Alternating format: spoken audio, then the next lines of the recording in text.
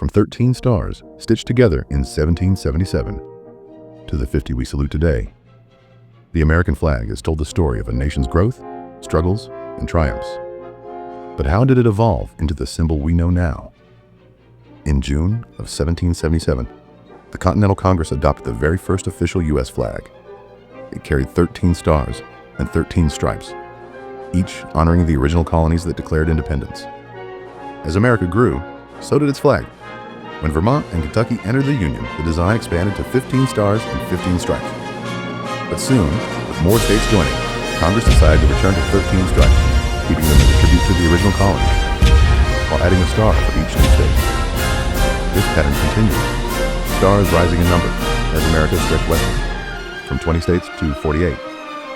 In 1912, President William Howard Taft standardized the flag's proportions and design, ensuring every version looked the same across the nation. Finally, in 1960, the flag we know today was born, 50 stars, after Hawaii became the last state to join the Union.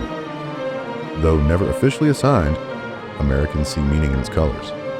White for purity and innocence, red for valor and sacrifice, and blue for vigilance and justice. The American flag is more than fabric.